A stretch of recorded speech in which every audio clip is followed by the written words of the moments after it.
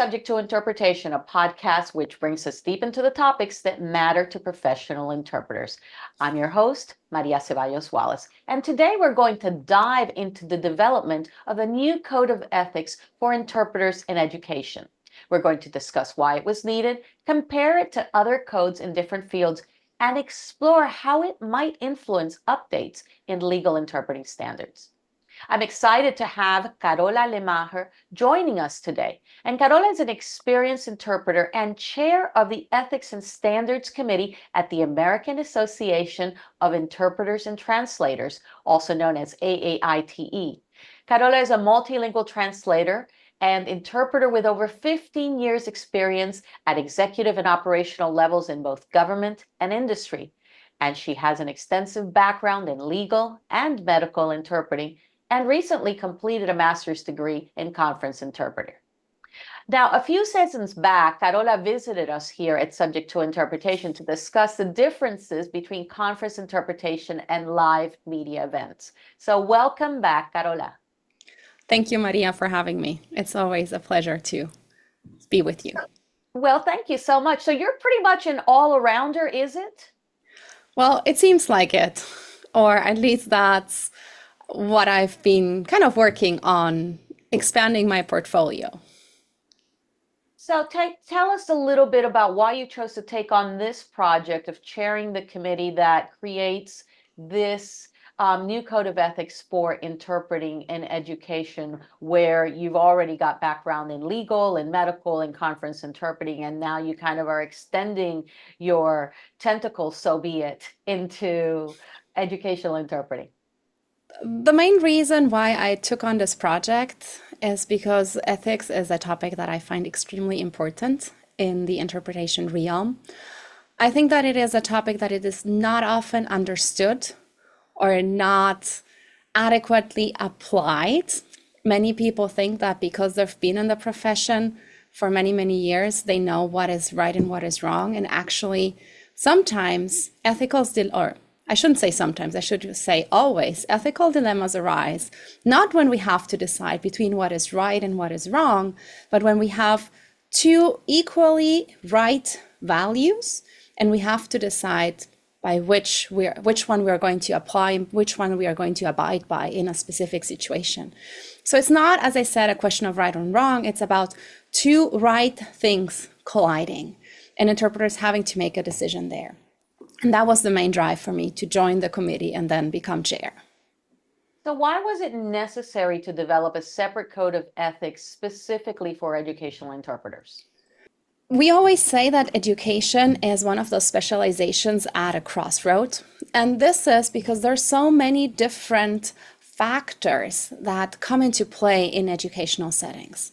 It is not so clearly delineated as, for example, the medical field or the legal field. We have components of legal interpreting in educational settings. We also have components of medical, conference. All of this kind of flows together in this field, and it is woven into the fabric of educational interpreting. So when we say that legal interpreting is more of an adversarial context where both parties are kind of fighting each other because they want different results out of that specific legal encounter, the medical field is completely opposite. It is collaborative. Both parties want the same result. Both want what is best for the patient or the service user in that regard. And in educational settings, we sometimes interpret in settings that are more adversarial, like, for example, if we're talking about an expulsion hearing. But settings can also be very collaborative. For example, if a student has to miss school for a specific reason and where the parties try to find a solution so that the student will not have to repeat a specific grade, for example. And because of this kind of, I don't want to say mishmash, but this kind of mix between collaborative and adversarial settings, neither the legal code of ethics nor the medical code of ethics that exist out there in the field were adequate for interpreters and translators in education. So before we go into the development process of this code of ethics, which you worked on, let's talk a little bit about the concepts themselves. Code of ethics and standards of practice. Are they the same? Are they different? So code of ethics, or ethical tenets, as we call them, and standards of practice are two different things. So the ethical tenet tells us what is expected of us, what we should do. And the standards of practice explain how we should do it. It kind of breaks the ethical tenet down deeper into more specific scenarios with examples that gives us an idea of how the abstract idea, sometimes abstract idea of an ethical tenet, actually is applied when we're in the field. So I like to look at that as kind of the theory of ethics and the practice of ethics. Sometimes I've presented on practical ethics. And in fact, what I'm really presenting on is the standards of practice based on the code of ethics that has been adopted. Yes, that is a great way of looking at it. And if you look at the code of ethics that AITE has developed, on top of these standards of practice, we provide several examples for each standard because we believe that standards of practice can unfold in different ways. And we have made sure that in those examples, we include scenarios from both sides. Let's say sometimes how a service provider does something that puts the interpreter in a tough position and having to make an ethical decision on how to behave, but also examples in where the service user puts the interpreter into that spot. Because we do believe that it doesn't happen from one side or the other, it happens with both sides because we're all in that same encounter. And we all have to navigate those waters on what is right and how to best manage a situation to benefit all of the parties involved. Is it possible that the interpreter, him or herself, also makes decisions and puts themselves in a situation which now they then have to figure out how to extricate themselves from because they made a judgment call, which perhaps wasn't the best judgment call, and now they have to adjust or draw attention to whatever that was, whether it's non-disclosure of knowing the parties. It could be something relatively simpler that they thought was benign, and then all of a sudden they find themselves in the middle of, oh no, that should have been disclosed. Yes, of course, that can also happen. We are humans as well. We're not perfect. And sometimes we go into a situation thinking that it's going to be one way based on the information that we have. And then we realize that it is completely different. And then we also have to adjust our conduct on the go constantly. And we constantly need to be checking ourselves and making sure that we are behaving the way we are expected to behave because of the code of ethics. And that is why it is so important for us. I don't want to say to know the document by heart, because this is not about learning by heart. This is about knowing the basis, knowing the pillars and the foundation and everything around it, and then using our critical thinking in order to make the best decision possible. And it is also important for us after an assignment, if something did not go exactly the way we were hoping for, or something else tripped us up, that we reflect upon it and think what we did, what the outcome was, and what we could have done differently so that we do not repeat that behavior, or maybe it was even a mistake, so that we do not repeat that mistake in the future and that we learn from it in order to become better interpreters every single day. And ethical behavior is sometimes hard because this is a helping profession and we cannot, it is hard to leave that aside, that thought, because we are there to provide a service. And there's so many personal values that come into play as well, together with the professional values.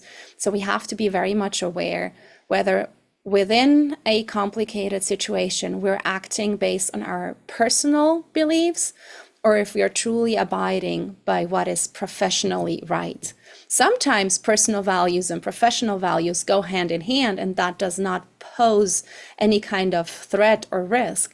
But sometimes our personal beliefs, because of our background and our culture and the way we grew up in our past experiences, kind of permeate into our professional behavior. And those are the situations in which we have to really stick and constantly be checking in on ourselves on how we're doing and if we're really following ethical behavior practices. Now, codes of ethics for interpreters have existed for quite a while. So this wasn't really a question of reinventing the wheel. It was perhaps more a question of redesigning the wheel. Absolutely. We did not reinvent the wheel at all. We took into account everything that was in the field. We looked at other existing codes of ethics, either at a national level that existed at state level, different fields. We also looked at code of ethics from other countries because we wanted to take the information that was out there in the field and really make an exercise to see, okay, what is useful, what applies to our specific field, to the field of education, and what does not. And this was not an exercise of just a group of people getting together, looking at the code of ethics and saying, oh, we need this from this code of ethics and that standard from the other one, and then the other standard over there from this third code of ethics. We had a completely different approach. So normative code of ethics are based on do this and do that, and sometimes feel abstract and kind of far away from reality. And we held a lot of forums and we had a national survey and we gathered information from the field. We wanted to know what was happening in the field. And we did not only talk to interpreters in the field, we talked to a wide range of stakeholders, school administration, school staff, parents, other type of liaisons, professionals in the field with dual roles, maybe bilingual staff that is sometimes called into a meeting to interpret because there are no interpreters available. So we gathered all the data from all of these stakeholders, and then we compared that data to what had been previously published in Code of Ethics, and we tried to identify the gaps and said, okay, here we have a huge gap and this needs to be filled. And we did it this way because we wanted our Code of Ethics to be more of a descriptive Code of Ethics. We wanted it to include the ways ethics can be implemented in the field, and we wanted to kind of the field feed into the theory. So kind of have bringing together the theory and the practice, because we do believe that even though ethical tenets are the guardrails, if we're thinking about a highway and we're driving on that highway, the ethical principles are those guardrails that keep us on track and avoid us from falling off the cliff. But we also realize that a normative approach with the do this and do that is a completely disconnect from the reality in the field. And therefore, we wanted the guardrails, that is the ethical tenets, to provide interpreters and translators in the field some leeway, some sort of flexibility to use their critical thinking and to make the best ethical decision according to the specific circumstances of the situation in which they find themselves in. Now, in order for you to do this, you didn't just post all of these codes of ethics on a wall and start throwing darts at them, to see which one you hit. You actually used an 11-step development process so that you could guide your activities. So tell us about this 11-step process, how it came to be, why you chose this particular process, and what the results were. So the 11-step process obviously started out with defining what the mission and the purpose of our committee was. We were, as I said, not just a group of people who just got together and said, oh, let's do this. No, we had a clear mission and a clear purpose. We wanted to elevate and professionalize in the job, or yes, the work of interpreters and translators in the field of education. And we decided that our approach was going to be twofold. We wanted to take into account the theory and the material that was already out there. And then we wanted to also include what was happening in the field. So for step 3, we held the focus groups and we evaluated the existing code of ethics. So that was a process that was kind of going alongside, happening at the same time. And we obviously had then to classify all of the information we gathered through the focus groups into, let's say, categories. Let's say what we could say in theory to what kind of ethical principle they were more related to. So difficulties they found in the field, things that were coming up often. And there was a trend, obviously. There were things that were recurring, and then there were other situations that were more isolated. But it took a lot of time to digest and go through all of that data. And based on the evaluation of the existing code of ethics that are out there, we kind of had made a pre-selection of ethical tenets and standards of practice that we wanted to include in our code of ethics. But while we were going through and analyzing the data that we collected through the forum and then later on also through the national survey, we realized that our pre-selection did not necessarily conform to what we gathered in the field. And that is why we decided to make some changes. And at this stage, we also decided that we needed to have two separate code of ethics. We needed one for translators and one for interpreters. And the reasoning behind that was based on several factors. First of all, in the field of interpreting overall, and not only in the field of educational interpreting, these two roles are often confused. A lot of interpreters are probably used to being called a translator and not correcting the person, because that is just kind of the concept that has installed itself in this environment or in this field. And that is something that we said, okay, we have to put a stop to this. We do not want this to be perpetuated anymore. So we did recognize that even though translating and interpreting share many similarities, they're two very distinct professions, and we need to start focusing on those distinctions in order to make sure that both of these professions receive the recognition that they need. And a good translator may not necessarily be a good interpreter, and a good interpreter may not necessarily be a good translator.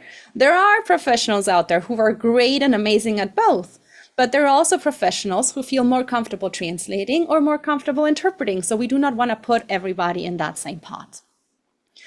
And what was also pivotal for this decision was the job task analysis report that was published by the JTA Commission, because they did analyze a lot of job descriptions from all the 50 states, from many different school districts. I don't remember the exact number of job descriptions that they analyzed, but there were over hundreds of them. I think over 500, if I'm not mistaken. And there was a significant role confusion that came to light. And that is why we decided that we needed to separate them, because the code of ethics for interpreters is not necessarily going to serve translators in the field of education well, and vice versa.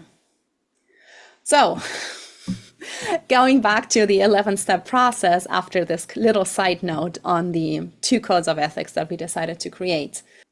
As I said, we analyzed all the information that we gathered from the forum, from the national survey, and we decided to make two different code of ethics for these two distinct professions.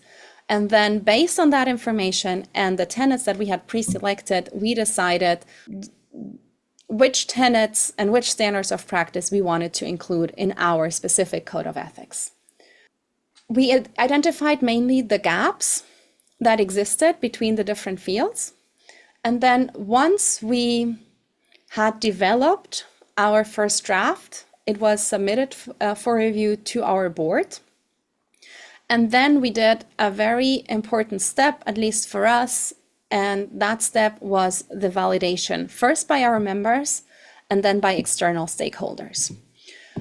So during the conference that took place in May of 2023, which was called the EduCon, and it took place in Denver, Colorado, we had a kind of, it was almost like a focus group again, but we had a specific session for AITE members only, in which we submitted to them the first draft of the Code of Ethics. And we asked them to provide us feedback on it. We wanted to know if they believed that this Code of Ethics was something that they would be able to implement in practice, if this Code of Ethics represented the dilemmas that they face on a daily basis, if they thought that there was something missing, if there was an item that we had not included that absolutely needed to be there. We got wonderful feedback during that conference, and then it took us a while again to sort of implement and discuss all of those changes at the committee level again. And then finally, we submitted it to our stakeholders. And we had chosen a group of stakeholders that represented a wide array of professionals. So we had professional translators, professional interpreters. We had professionals specializing in ethics. We had stakeholders out there that represented another group, like language agencies and service providers, admin, school staff. So we did want to hear from all of them what was right and what was wrong and how they felt about it. And after our final polish with all of the feedback that we received from the stakeholders, we finally published our National Code of Ethics in December of 2023. So what were the considerations that you had for the final structure of the Code of Ethics? I mean, there must be some, questions in terms of values, in terms of standards, the framework. Did you have to, also create some kind of structure for it so that it would make sense, given that you had gone through, these 11 steps and had addressed so many issues? Yes. There were a lot of considerations that fell into the final structure of the Code of Ethics. First of all, there is always a discussion of what is a value and what is an ethical principle or an ethical tenet. And that was a huge discussion that came up over and over in our committee again, because as you probably know, there are Code of Ethics who include, for example, respect as an ethical principle. And to us, respect is an overarching value. And that is what we decided. We decided that our Code of Ethics was going to be based on what we call the overarching value. So that includes respect and solidarity and the concept of non-maleficence, among many others. And to us, those overarching values are kind of the foundation on which the Code of Ethics is built. We believe that we cannot behave ethically if we do not show solidarity, if we do not show respect. And that is why, for us, that is the foundation. With regards to the structure, as you mentioned it, there was also the big discussion about advocacy, which probably is a topic that we should address a little bit later, because that is kind of more of the controversial topic in this discussion. But then there's also the question of culture, right? Cultural awareness. Is that an ethical principle or not? And to us, culture kind of is present in everything that we do. For us, it is very hard to separate culture from ethical behavior, and culture kind of feeds into everything that we do. I mean, if you think about it, right, in any interpreting encounter, the minimum number of cultures that you have is 3. Because you have the culture of the interpreter, the culture of the service user, and the culture of the service provider. So we as interpreters, we're never going to be cultural experts in any other person's culture except for our own. So cultural awareness for us is such a key concept and so important in our profession that for us, that is one of the pillars, one of the framework concepts as we stated it, because we wanted the Code of Ethics to sort of be held up by a framework. And that framework to us is the cultural awareness. That is the idea of culture being present in every single encounter and us as interpreters being able to navigate it. And our other concept that builds these framework concepts is communicative autonomy. We had a discussion at some point whether we should include communicative autonomy as an ethical principle or not. But we came to the same conclusion as with cultural awareness. Communicative autonomy is present in every single encounter, and all of the other ethical principles feed into communicative autonomy. So if we are inaccurate, or if we are not being impartial, if we do not behave professionally, all of that affects communicative autonomy. And that is why we think of it as a house. Our overarching values is the foundation. Our cultural awareness and our communicative autonomy is the framework that kind of holds the house together. And the ethics and the standards of practice is everything else that makes the house more beautiful and gives it kind of, let's say, a positive finish. Now, you mentioned framework concepts. Could you elaborate on that? We talk about framework concepts because we believe that cultural awareness and communicative autonomy are 2 concepts that need to be able to have some degree of flexibility. This goes back to this idea of normative versus descriptive ethics. Communicative autonomy and cultural awareness are not rigid concepts. They're not always the same in every single encounter. And we need to apply our critical thinking constantly in order to really support communicative autonomy and cultural awareness as well. And so critical thinking, you've just mentioned, that's one of the key principles that you addressed? Critical thinking is one of those pillars that we believe that we need in order to apply ethics in a right way. And let's talk about advocacy. You shirked the question earlier, but maybe this would be the time to tell us a little bit about how you analyzed it and what conclusion you came to where advocacy fits in all of this. So advocacy, we have to think about advocacy in two different terms. First of all, we have advocacy for the profession. That is advocating for better working standards, advocating for the right equipment, advocating for team interpreting whenever that is needed. We firmly believe that advocating for the profession is extremely necessary because our profession is still a very young profession, and we still need to raise awareness and create awareness around a lot of the elements that make our job easier when we can count on them. For example, if we have to, instead of doing whisper interpreting for a group of more than 2 or 3 interpreters, we might want to ask the school district to provide us with interpreting equipment so that we do not have to strain our voices as much. That is just a specific example. But then we have advocacy in the term of advocating for the service user. Based on all the information that we gathered, we came to the conclusion that advocacy for the service user, or advocacy in general, is very poorly understood in the educational field, and it is inconsistently applied. And we therefore believe that advocacy should be used more as a strategy when everything else fails. So when we have tried to intervene as interpreters first, and when we have tried to follow procedures and best practices within the interpreting encounter, and if all of that has failed, then maybe advocacy could be that tool of last resort that we can use in a specific situation. But we always suggest, and we highlight this, and it is important to us, that we try other ways first before we resort to advocacy. And this is a difficult kind of discussion to have because advocacy is so firmly rooted in the medical field that to many, not having advocacy as a tenet in our code of ethics was a very difficult decision to make. And how did you overcome it?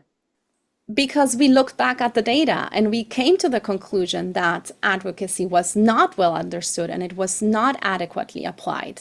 And that, in fact, advocacy is not based on ethics. Sometimes advocacy is more of an impulse reaction based on our own values.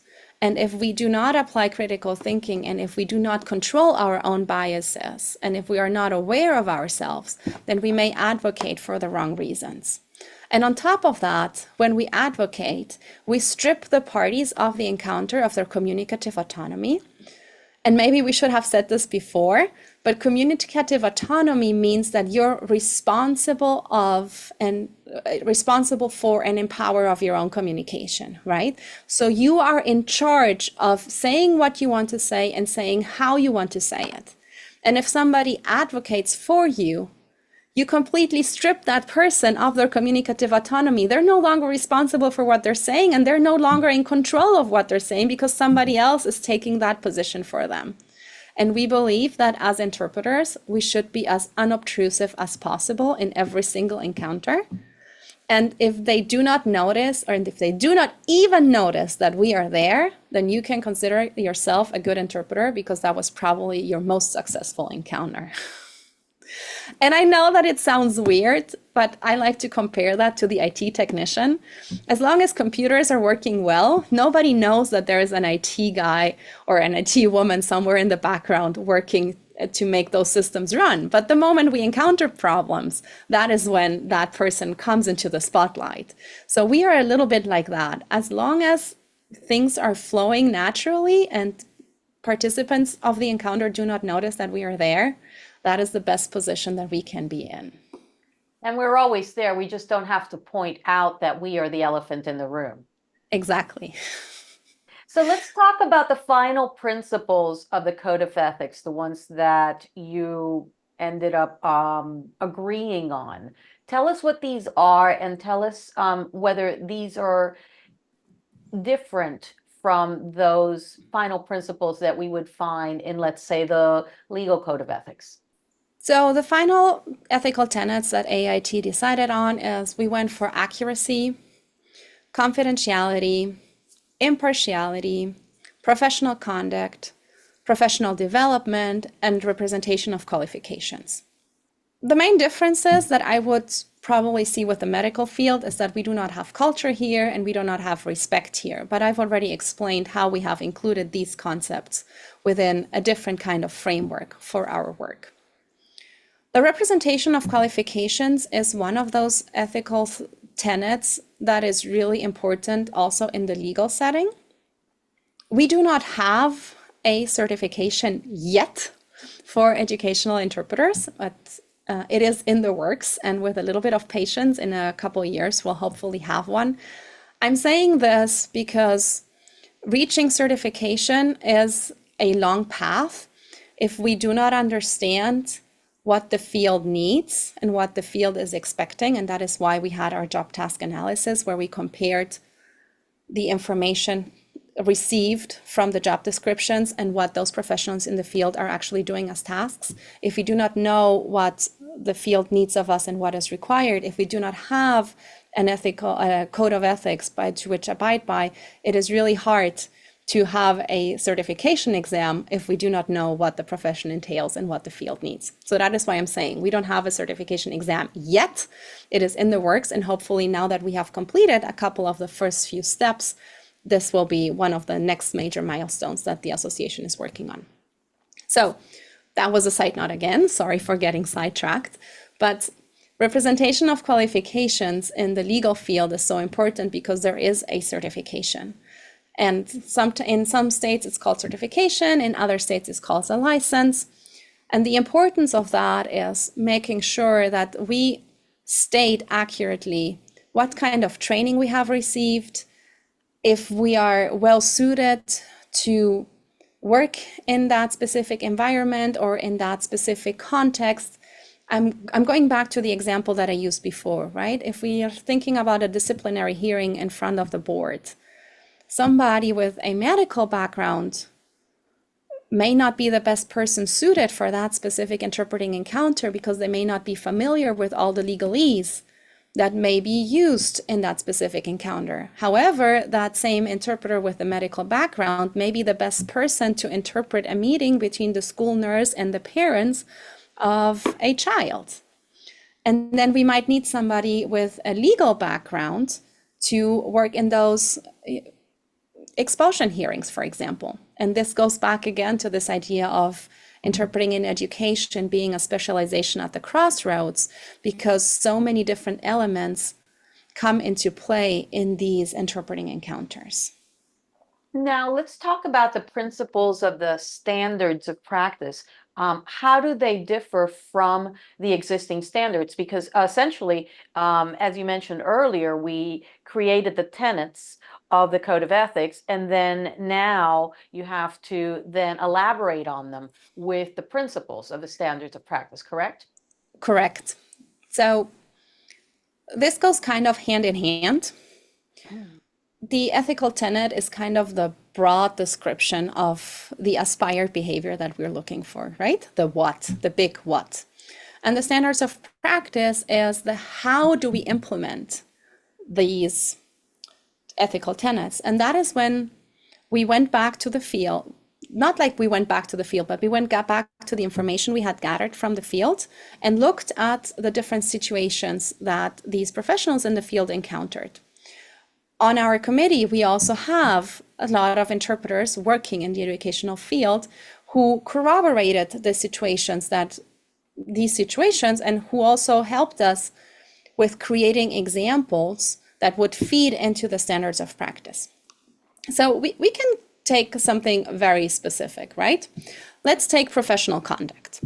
We all know that professional conduct entails behaving professionally, but what does that mean?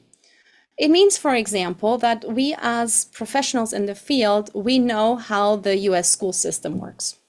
And that might not be evident for a newly arrived family from a different country who does not speak the language and where the educational system in that country is completely different from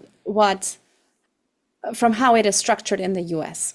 So our professional conduct means that we are not going to interfere with that communication happening, for example, between the principal and the family. We are not going to interrupt the principal to explain the differences in the school system to the family.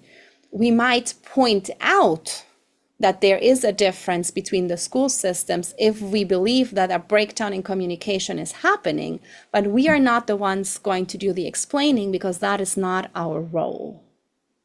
That's very interesting, Carola. It seems like, from what I've read, that you are talking about the principle of role delineation within the standards of practice. Am I right? Sort of right. This is related to the ethical tenet of professional conduct and the standard of practice related to role boundaries. Why is role boundary such an important deal in the educational field? Because we have a lot of professionals in the field of education who carry dual roles. That is, they wear more than one hat. So some may act as family liaisons and interpreters, or maybe the secretary is bilingual and she helps out as an interpreter once in a while when there is no other interpreter available. And it is really important for the field of interpreting that we only wear one hat at a time. So when we are interpreting and we only interpret. We do not let our other roles influence our work at that specific point, which can also be hard for the service user of the service provider because they may believe that we have knowledge about the family in a different context that they might need in that specific encounter, but we are not allowed to let that other knowledge influence that specific encounter. And that is where other ethical principles tie in. We can think about confidentiality, for example. Whatever we learn in a specific interpreting encounter cannot be used for other purposes. So let's say, I'm going back to the example of the secretary. The secretary filled in a meeting with the parents and the school principal because one of the interpreters called in sick, and that was kind of like a last minute decision.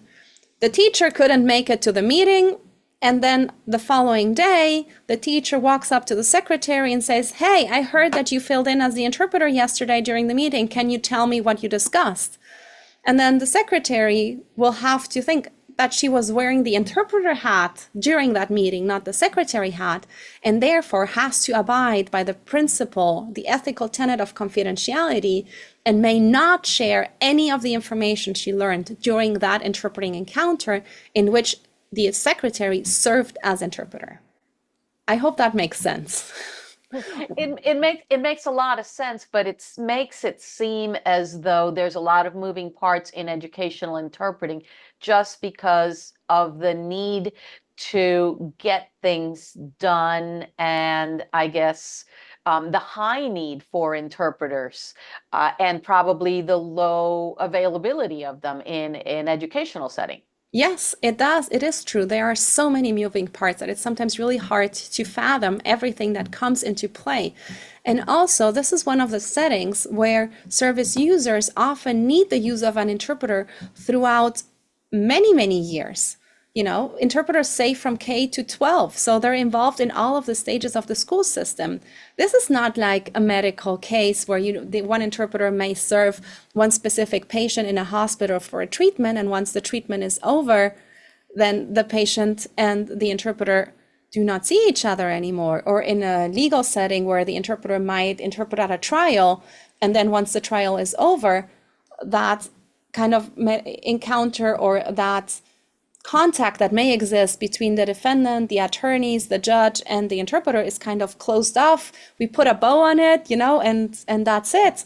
In the educational field, these sometimes parents or children often need an interpreter throughout many, many years in their school life. And that is why the interpreter is constantly inserted into different situations and has to be very much aware of, as I said, their professional conduct with the role boundaries, making sure that they truly delineate when they're acting as an interpreter and when they're acting as maybe a member of the community or another staff member of that school district. They have to be very much aware of confidentiality issues.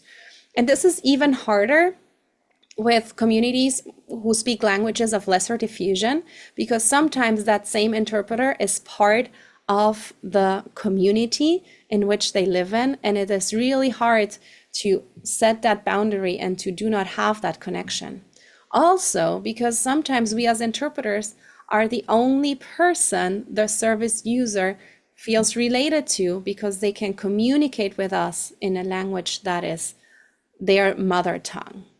And that is why it is so important that we have a code of ethics and that we abide by it. And that we truly make this code of ethics our second nature and not something that we read at one point and then, kind of sort of forgot about it. But in order to make this code of ethics our second nature, we need to have a toolkit. And in fact, that toolkit are the principles of the standards of practice, isn't it? I mean, I was reading in some of your documents on preparation, for example. To most of us interpreters, preparation is a given, but it is a tool, and it is a tool that allows us to then go back and say, okay, I'm prepared, therefore I can be accurate. If I can be accurate, then therefore I am complying with my code of ethics. Tell me about the other principles of this standard of practice that you have specifically outlined and mentioned. It's so that they're powerful and they're important and that they must be considered. I know that we should not give one ethical tenet more weight than the others, because they're all equally important and we cannot perform one without the other. But accuracy is probably one of the most, I don't want to say the most important one, but it is key in any interpreting encounter. And accuracy kind of feeds into so many other of the ethical tenets. So we cannot be accurate if we do not know how to perform our profession. And that goes back into what you just said with preparation, right? Preparation falls under the ethical tenet of professional conduct. That is, we need to be prepared in order to do our job well. We cannot be accurate if we have not prepared a glossary, if we do not know the vocabulary that is used in the field. Yes, we may stumble across a term here and there that we're not familiar with, but then our professional conduct comes into play again, because then we do know how to intervene and how to ask for clarification, or how to ask for a minute to kind of look at that term and to inquire how it works. So even though we kind of separate the ethical tenets into categories, for lack of a better term, we always have to think that these are all intertwined in the fabric of ethical behavior. One cannot go without the other. And I can think about professional development also as another ethical tenet. We have to be constantly engaged in improving our skills and broadening our vocabulary and the development that happens. Language is not something that is static. Language is constantly evolving, especially in the school setting. When we work with teenagers, we have to be aware of how the teenage language evolves so that we can accurately interpret whenever we are in a situation in which a teenager is present, for example. So again, professional development with staying ahead with changes, and then the accuracy while we are interpreting. This also goes hand in hand with impartiality. Do we kind of check ourselves what our own biases are? Are we aware of situations in which we have behaved in a biased way?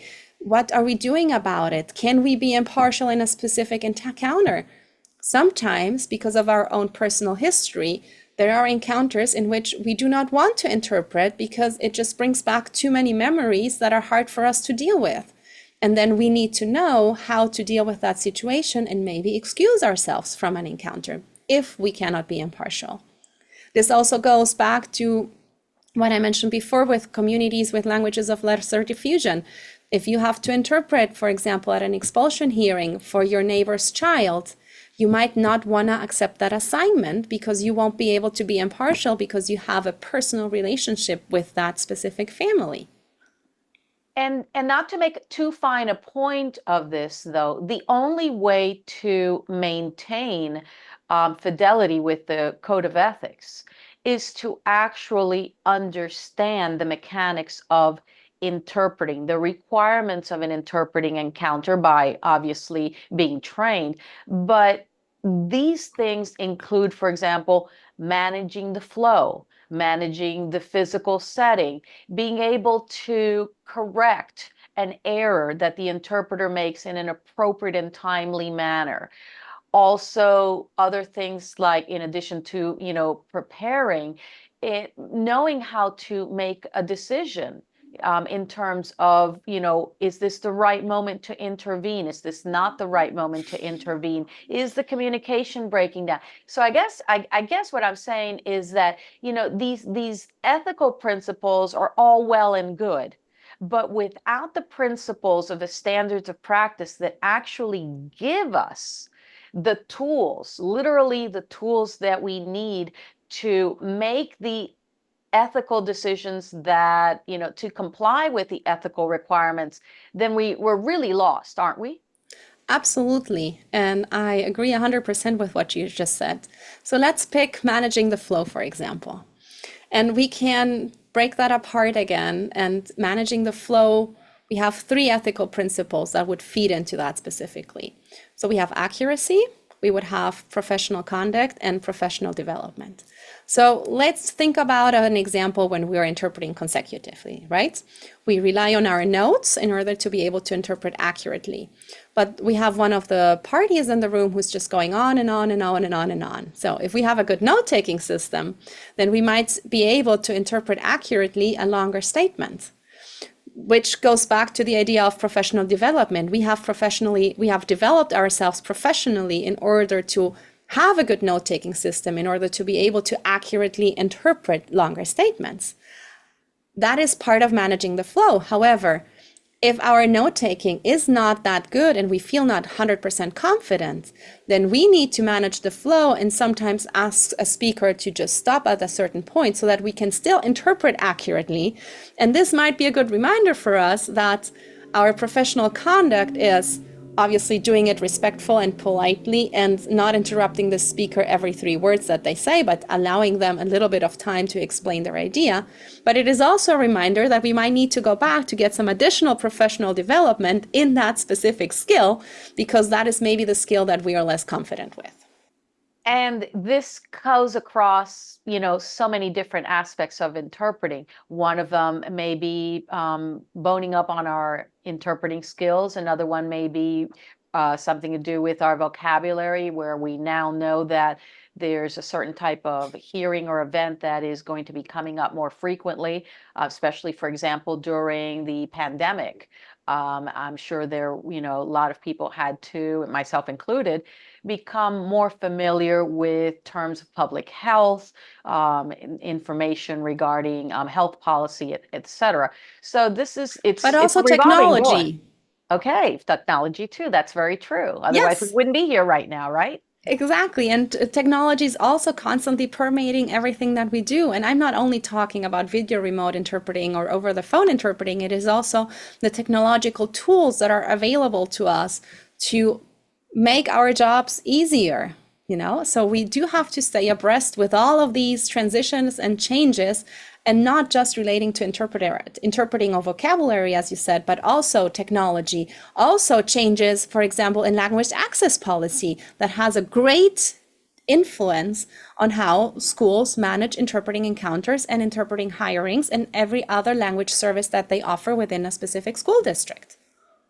Now let's switch tacks a little bit. You also made sure to differentiate between translation and interpretation. So how does the code address overlapping roles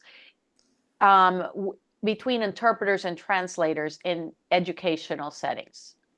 To us, the main difference when we were developing these code of ethics was the lack of immediacy for translators. What do we mean by that? Interpreters are constantly making thousands of decisions, sometimes in microseconds, while they are in that interpreting encounter, managing that interpreting encounter, and also kind of putting their sensors out to how the other parties in that encounter are reacting to the way they're interpreting. Translators do not have that urgency or that immediacy of the nanosecond decision making, right? Because their interaction is usually with a piece of paper or maybe with a recording, but not necessarily with the parties in an encounter. So that kind of strips the translation profession of some of the challenges that interpreters face. Translators face other challenges. They might have documents that are not legible. They might come across a term that they cannot find anywhere else. They might have to research terminology more in depth because their accuracy, it has to be really to the point. And maybe they also have to target the text that they're translating to the audience to make sure that the information is coming across, right? So the challenges interpreters and translators face are different, even though they share a lot of similarities. So translators also have to abide by accuracy. They have to be accurate in how they translate the documentation. They have to be impartial. If they believe that a letter they are translating is extremely harsh, they cannot just soften the language in it because that is not their role. They also have to represent their qualifications accurately so that people know that they are qualified to do that job. And of course, they're also bound by professional development and professional conduct because that is what is expected of us. And let's talk a little bit more about the code of ethics in general and how this new code of ethics, or I mean, I don't know if you want to call it new or if you'd like to say that it is, revamped or it is, specially adapted to the educational setting, but nonetheless, how this code of ethics compares with existing codes of ethics in other disciplines, such as legal and medical interpreting. I would say that this is new because of the approach that we took. So as I explained in the beginning, we did not want this to be a normative code of ethics. We did not want this to be a code of ethics where it says, do this, don't do that, stick to this behavior, don't do that. We wanted it to be more descriptive. We wanted it, as I said, to provide some flexibility within those guardrails for professionals in the field to use their critical thinking. To us, critical thinking is probably the most important strategy that we need to implement when applying the code of ethics. Because if we cannot discern and if we cannot kind of extrapolate what is written in the code of ethics and apply that to the specific situation in which we find ourselves in, then the code of ethics is no good. We cannot compile all of the possible situations and scenarios in which an interpreter might find themselves in a code of ethics.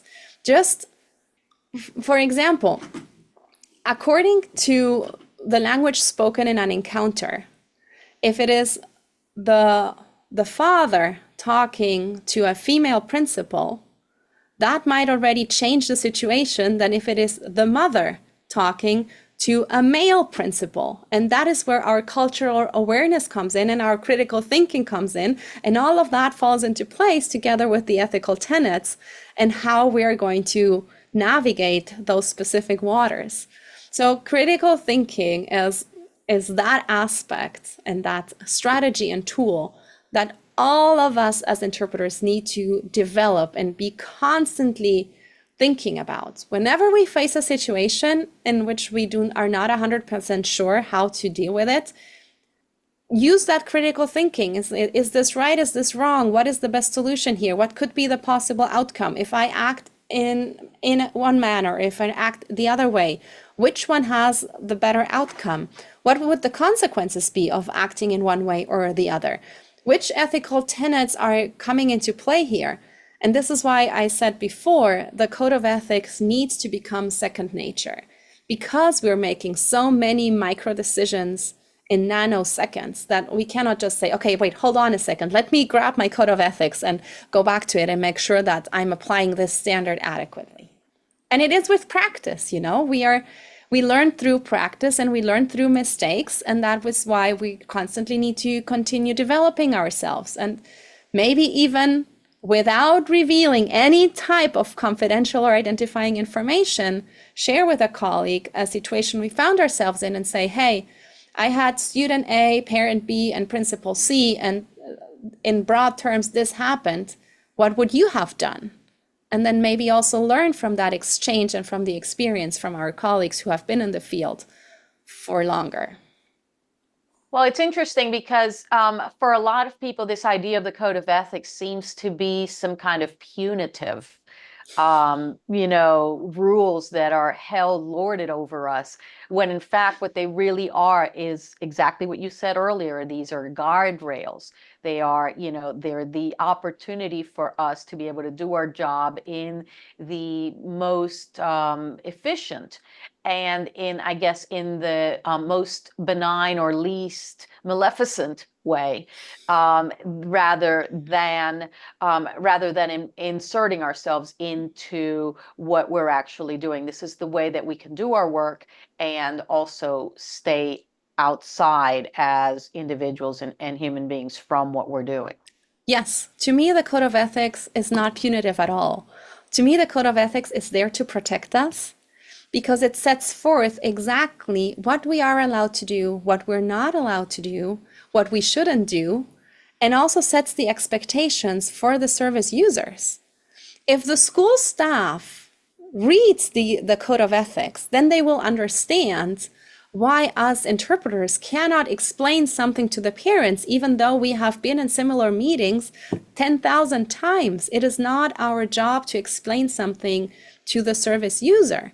And if the service users read the code of ethics, they will also understand why we as interpreters cannot explain a specific cultural practice that they have to the school staff, for example. And that is why, to us, it was important to create a code of ethics that kind of sets standards and expectations across the field, so that we as interpreters and translators are protected and have a reason to say, okay, I'm really sorry, I cannot do this because I would not respect the role boundaries. I cannot be impartial if I do this, and I will not be able to be accurate, and have a document on which they can base that decision making upon. And it's not just something that they decided on a whim that they didn't want to do. And let's be clear, there is nothing wrong with a person who decides that living by these guideposts or these boundaries is not for them. Maybe that person is more suited to being a social worker. Maybe that person is suited to being a psychologist or any other number of professions. This is, these are the parameters of the profession, and not everybody is suited to actually participate in it because this may cut against their grain. Absolutely. And that is why we do recognize that this is a helping profession, and that sometimes we need to have some leeway in order to make the right decision at the moment. And this is why we wanted to get away from the idea of imposing rigid regulations or prescriptive behaviors, right? We want interpreters in the field of education have responsible judgment. We want them to think critically, and we want them to just take and adhere to the ethical standards whenever they navigate professional dilemmas and situations. Now, Carola, you're a legal interpreter, state and federally certified. Do you think that the current codes of ethics in the judiciary and the legal field could use perhaps some updating? I believe that ethics are constantly evolving. I do think that ethical principles should be reviewed on a regular basis because of how the profession evolves and how different standards may come into play into different scenarios. I would say that the current code of ethics for legal interpreters are focused mostly on interpreting assignments in front of a judge in a courtroom. And I believe that there is so much more to legal interpreting that is not taken into account in those code of ethics. So for example, client-attorney meeting. This is, again, an example of a collaborative setting where both the defendant and the attorney want the same thing. They want the best result for the defendant. So in this case, I believe that a very prescriptive code of ethics, like one that you would apply in a courtroom, does not apply, because there, in that specific setting, the interpreter has a little bit more leeway to help the parties understand each other in a more efficient way so that the attorney can help the defendant reach the best outcome of their case. Of course, in front of a judge, that is definitely not a collaborative setting. That is a strictly adversarial setting, because we have two parties who want the completely opposite thing. The defense trying to prove that the defendant is innocent, or if not innocent, then lower the impact of the wrongdoing so that they get a lesser sentence.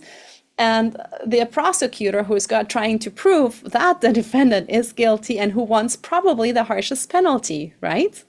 Mm-hmm. And that is why I think that current code of ethics for legal interpreters are missing that kind of nuance of different scenarios in which legal interpreting applies that is not necessarily contemplated, and that does not apply to the courtroom. And I could give another example. For example, a police interview with a victim. That is also not adversarial. That is also more collaborative, and where maybe more of that helping profession kind of comes to light. And we might address that kind of scenario or make different decisions in that type of scenario than we would make when we're interpreting in front of a judge in a courtroom. So what lessons do you think that this code of ethics that you have worked on, especially, having taken on not just, willy-nilly, adding or removing things, but really taken on a very conscientious 11-step process to evaluating and vetting, your final product. What lessons do you think could be applied to update codes of ethics in legal interpreting? I think there are a lot of things that we can learn from this process and how this specific code of ethics was developed. First of all, I do believe that there are a lot of things out there in the field that are valuable and that bring a lot of good standards and information and ethical tenets as well to the profession in legal interpreting, and that should stay the same. I do believe that the approach of the stakeholder validation was key, at least in our specific profession, because there are so many in the educational field.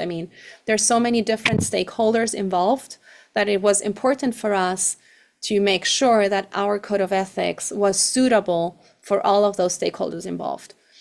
In legal interpreting, there might be fewer stakeholders, but there's still a lot. So maybe the needs of a probation officer is not the same as the needs that the prosecutor's office may have, or the needs that a judge may have. So that may be something interesting to analyze and to maybe dive deeper a little bit into it and see if this is something that could be done in developing a future code of ethics for legal interpreters.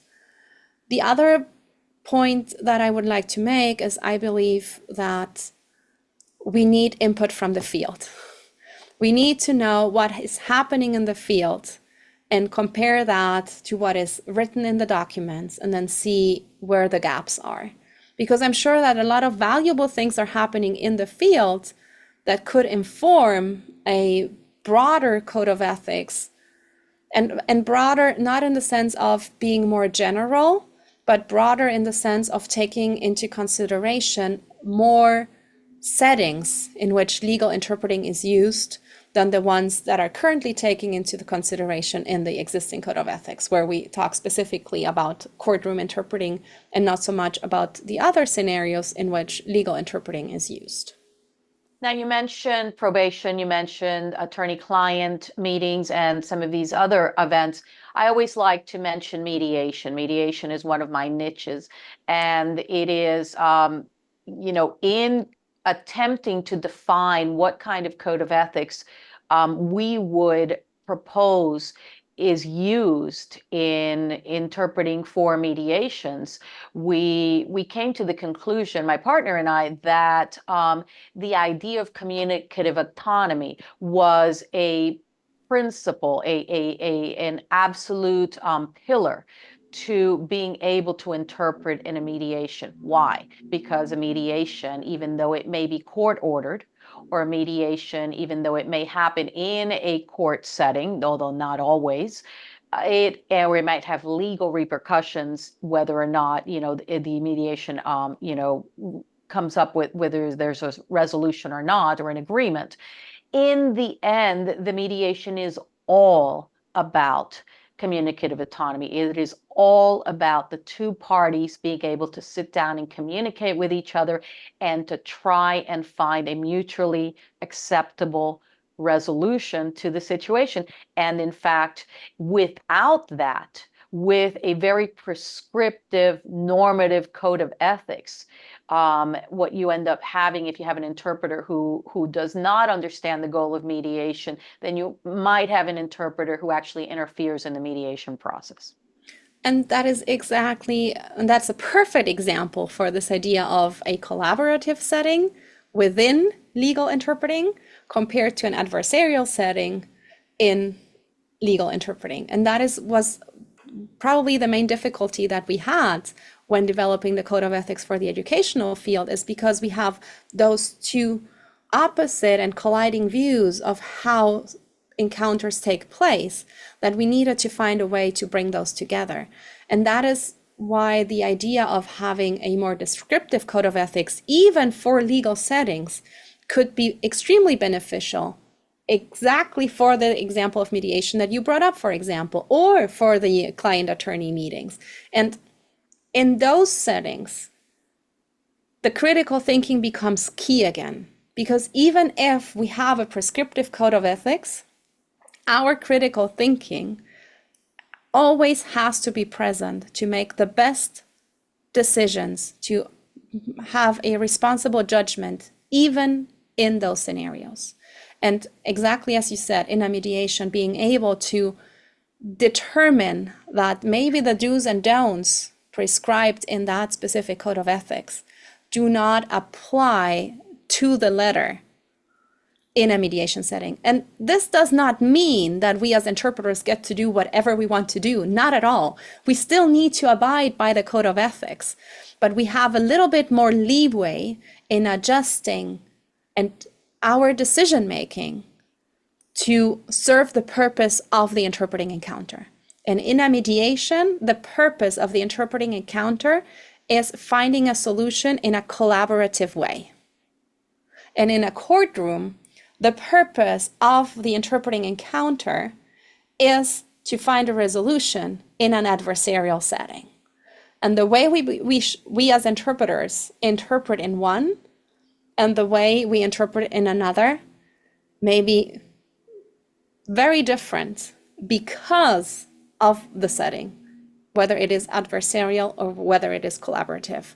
Well, I'd like to clarify that. I wonder whether you really mean the way we interpret maybe is different in those settings, or rather the way that we approach how we act and how we intervene, if we intervene, and under what conditions we would intervene in one versus the other.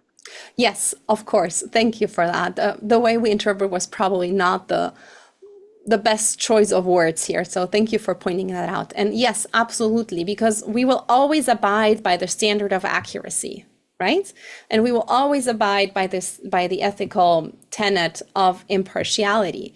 And that sort of that is probably the way we interpret. We interpret accurately no matter what setting we are in. But the way we intervene, as you mentioned, might differ in an adversarial versus a collaborative setting. So I'm going to put you on the spot here. If I were to draft you to create in creating a committee to look at the various codes of ethics that are presently available for court interpreting. The NAJIT has a version of their code of ethics, which I believe is has been around for quite a while. So do federal courts. So does the National Center for State Courts. And there's got to be at least 50 versions of that one, which are floating around for the 50 states. If I were to draft you to embark on this project, where would you begin? I would probably begin with collecting all of the code of ethics that are out there, and then analyzing the similarities and the differences. Sort of say, okay, the accuracy, for example, is a ethical tenet that I'm hoping is present in all of those code of ethics, right? Sometimes the wording is a little bit different, but the essence of the tenet should be the same. And then I would kind of figure out where the differences lie and how that can be approached. So that would be from the theory side, right? From the documentation. But then at the same time, I would like to also survey the field. I would like to get input from staff interpreters, from freelance interpreters, maybe even have input from service users, either former defendants or current parties to a civil lawsuit, right? Maybe even talk and get input from some judges or some court reporters who also work with interpreters and are stakeholders in our profession, because we do also serve the court interpreters when we are interpreting. I mean, this would be a huge endeavor, obviously. It's not something that you can do overnight. I mean, it took us about 2 years to develop the code of ethics for interpreters in education and translators in education. So you can only imagine what the effort would be for court interpreters, right? Especially because we would have to gather all that information from the different stakeholders. And also because we face a similar situation like in educational interpreting, is that we do not only do criminal law, we also interpret in civil lawsuits. We might be there in traffic court, mediation, as you mentioned, client attorney meetings. So there's a lot of different settings that also come into play, or that would come into play in developing a code of ethics for legal interpreters. So I do believe that in interpreting or in developing a code of ethics like that, we would have to take all of those different settings into account as well. It would not be possible to just focus on criminal proceedings or just on juvenile proceedings or divorce proceedings, that is family matters, right? All of that comes into play. But then I would think that probably the structure of the courts in different states also varies. And that might also be one of those additional factors that could come into play in how different interpreting encounters are managed. It sounds like a lot. Well, it sounds like the project that you worked on was a big project, 2 years worth. And so one cannot imagine that looking into updating the legal code of ethics, if that were done, that would take any less time than what it took you guys to put together the one for education, right?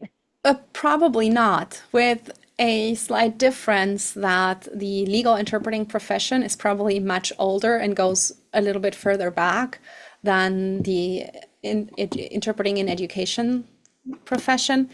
So I would say that there is more awareness about the role and the function of legal interpreters than they might be about interpreters and translators in education. So that would kind of give us a head start, because we would probably also have access and having access to a person sounds horrible, but we would probably be able to contact a lot more staff interpreters that would be willing to share their information. And having access to someone who might work at staff in a school district is sometimes more difficult to find these people first, also because of the huge amount of school districts that are in this country. No, absolutely. I mean, legal interpreting, court interpreting has been established for quite a number of years. Certification has been available for quite a long time, and many of us have worked staff positions as well as freelance positions. So there would definitely be there would be a lot of information available for all of this. So looking ahead, how do you feel the field of educational interpreting will evolve, especially in the light of this new code? We have received wonderful feedback from everybody in the field about this code of ethics. The most important thing right now is to sort of spread the word and get those documents out there, get school districts to adopt them and to make them their own. Have interpreters and translators who work in the school setting familiarize themselves with the document and really understand the importance of these documents and how they protect them in their performance of their duties as well.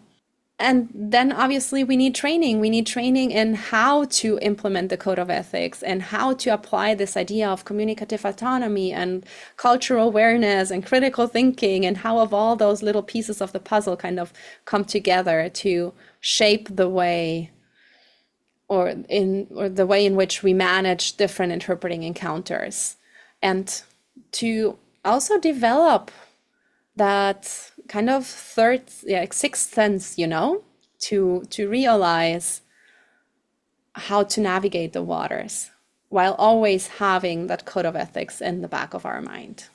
But is this it? Is this the definitive code of ethics for education? At least for the next couple of years, I would say so. And then we would have to review in a couple of years to see how the field has evolved, how technology has evolved, how the profession has evolved. Because even though interpreting in education is a very distinct profession from maybe interpreting in the medical field or conference interpreting, it still falls under the overall umbrella of interpreting. So if there are big changes let's say in the general interpreting world or field, that will obviously have an effect also on educational interpreting. When that is going to happen or how that is going to happen, I don't know. The one thing that I can tell you is that because of the high level of degree of confidentiality that must be upheld in the educational settings, I don't think that artificial intelligence is going to permeate so quickly into this field.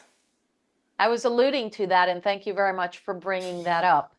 Now, before we go, I did want to highlight that this code of ethics is the code of ethics that AAITE has developed. And we have been talking about the development and the entire process and the due diligence that AAITE has been doing.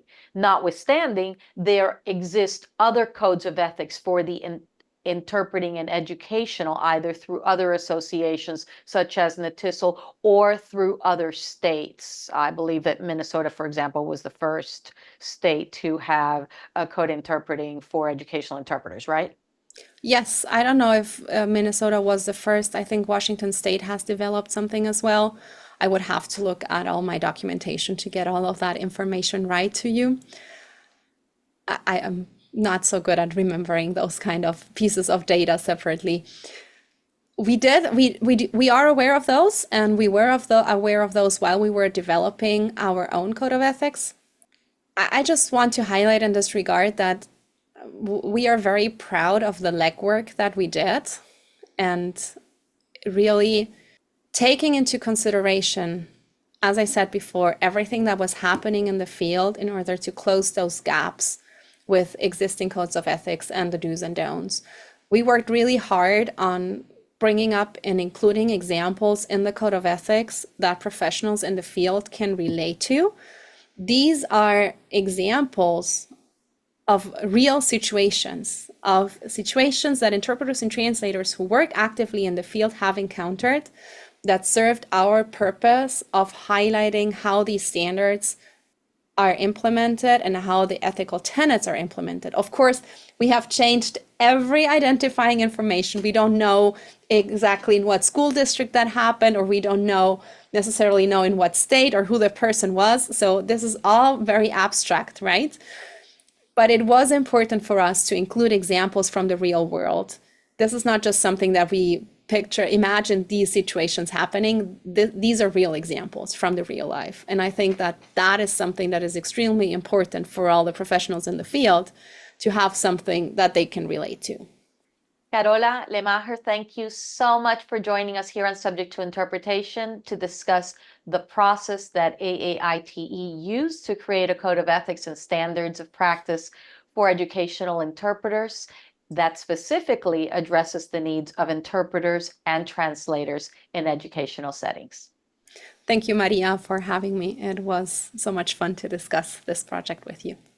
Well, thank you very much, and congratulations to you and to our viewers and listeners. Stay tuned, because this season we will continue delving into this and other topics of importance to interpreters. We hope you have enjoyed this episode of Subject to Interpretation. Please visit the De la Mora Institute of Interpretation at delamorainstitute.com and sign up for our newsletter so that you can stay up to date with our new courses and events. We would love to receive your comments or suggestions for future episodes at podcast@delamorainstitute.com. And once again, thank you all for joining us. And as we like to say here on Subject to Interpretation, never stop learning.